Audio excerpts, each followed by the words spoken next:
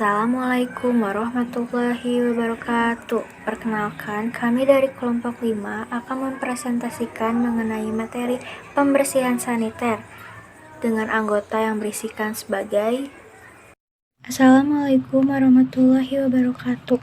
Perkenalkan, nama saya Tasya Dwi.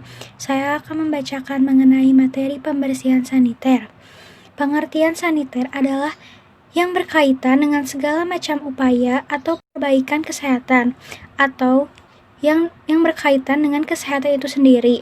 Sedangkan bahan saniter adalah bahan kimia yang merusak atau mengaktifkan bakteri yang terdapat pada piring, panci, ataupun segala macam bentuk peralatan makanan ataupun minuman. Halo, saya Fajar Maulana. Di sini saya akan menjelaskan apa saja alat saniter itu. Yang pertama, ada kloset, yang kedua urinior, yang ketiga bidet, yang keempat bathtub, yang kelima wastafel, yang keenam shower, yang ketujuh jet washer, yang kedelapan kran air, yang kesembilan robe hook, yang 10 towel bar, yang ke-11 fall drain, yang ke-12 clean out, yang ke-13 whirlpool, dan jacuzzi. Bahan pembersih. A. Air, digunakan sebagai pelarut deterjen dan pembersih permukaan. B. Sabun, digunakan untuk membersihkan kulit dan pakaian. C. Pengkilat, digunakan untuk membersihkan kayu dan permukaan logam. D. Abrasif, digunakan untuk keramik dan permukaan enamel. E. Deterjen, digunakan untuk membersihkan piring, pakaian, biasanya tidak sekuat bahan pembersih lainnya. E. Pelarut, digunakan untuk pelarut lemak dan minyak. G. Asam, digunakan untuk kotoran yang susah bersih.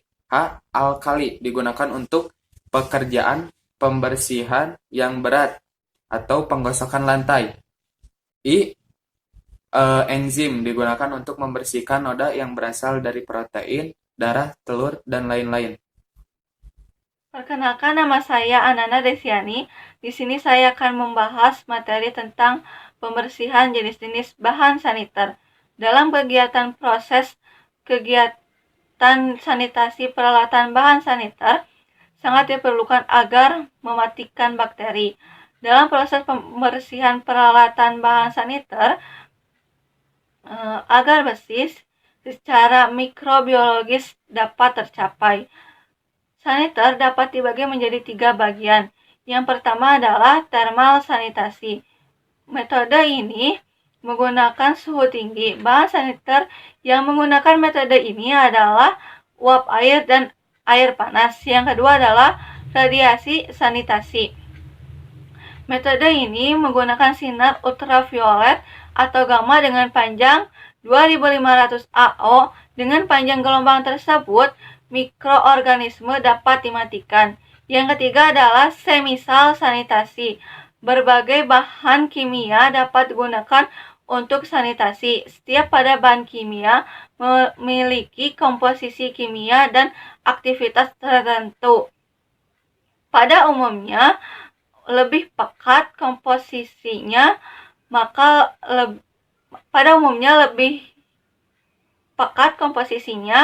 bahan sanitasi maka relatif cepat cara kerjanya. Nama saya Yusran Muhammad Marwan. Saya di sini akan menjelaskan sifat-sifat bahan kimia pembersih. Yang pertama, ekonomis. 2. Tidak beracun. 3. Tidak korosif. 4. Tidak lengket. 5. Dapat diukur. 6. Stabil dalam penyimpanan. 7. Larut dalam air. 8. Mengurangi tegangan permukaan air atau bahan permukaan. 9. Pelembut air dengan cara mengendapkan ion-ion. Materi selanjutnya dari pembersihan saniter adalah cara pembersihan. Saya Tasya Dwi akan membacakan mengenai poin pertama, yaitu cara membersihkan kloset. Yang pertama, flush atau siram kloset dan bersihkan bagian dalam maupun luar kloset. Semprotkan larutan pembersih ke dalam permukaan toilet, tunggu hingga beberapa detik. Celup kain ke dalam larutan pembersih. Bersihkan bagian-bagian dari kloset, seperti bagian luar kloset, tempat tisu, tangki air, termasuk bagian tombol penyiram dudukan toilet. engsel hingga bawah kloset. Sikat kembali menggunakan sikat WC. Berikan perhatian khusus pada noda bekas air atau bagian bawah kloset. Flus atau siram kloset pada waktu bersamaan dengan air yang mengalir. Beri larutan kodar kontrol seperlunya. 2. Urinoir. Poin 1. Semprotkan pembersih kohler atas permukaan luar urinoir. Poin 2. Biarkan pembersih mengalir ke saluran pembuangan. Poin 3. Diamkan pembersih sekitar 1 menit.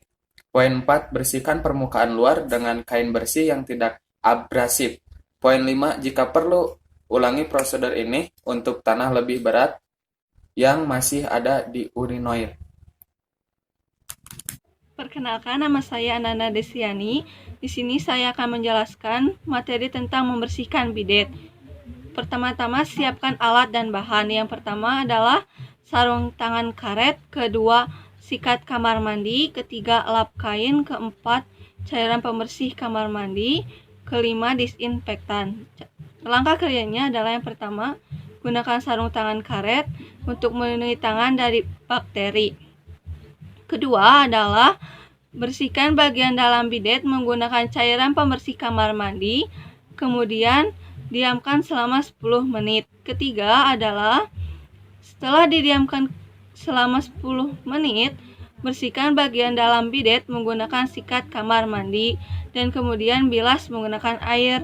Keempat adalah gunakan disinfektan juga untuk membersihkan area bagian tepi bidet dan jangan lupakan bersihkan keran air bidet dan area sekitar bidet. Kemudian lap menggunakan lap kain.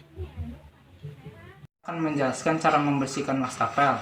Pertama, basahi bagian dalam wastafel, sikat dengan menggunakan spons lalu bilas. Semprotkan larutan pembersih ke dalam bagian wastafel, lalu diamkan beberapa saat. Gunakan semprotan botol untuk membersihkan cermin. Membersihkan cermin dengan larutan pembersih. Keringkan dengan kain tanpa serat. Bersihkan meja dengan kain yang berwarna-warni beserta keran, dispenser, sabun sampai ke sisi-sisi meja bagian bawah.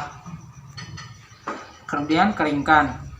Sikat bagian wastafel dengan spons serta bersihkan saringan drainase dengan sikat gigi. Bilas sampai merata, kemudian keringkan. Halo, saya Isa Fajar Maulana. Di sini saya akan menerangkan tentang cara pembersihan saniter poin kelima, yaitu shower. 1. Rendam gagang shower di dalam ember berisi larutan cuka atau deterjen selama 2 jam sebelum penyikatan. Upayakan seluruh bagiannya termasuk kepala dan lubang-lubangnya terendam. Yang kedua, jika gagang shower menempel di dinding, Anda bisa memakai kantong plastik berisi larutan yang sama. Yang keempat, ikat kantong plastik sehingga cairan di dalamnya mendalam kepala shower.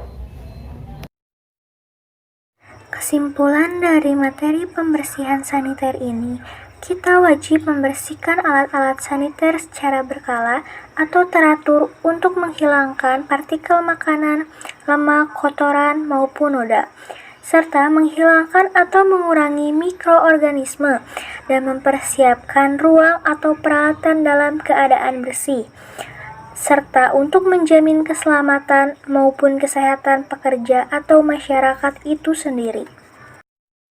Oke, sekian dan terima kasih. Mohon maaf bila ada kesalahan. Semoga ilmu yang disampaikan kelompok kami bermanfaat bagi kita semua. Assalamualaikum warahmatullahi wabarakatuh.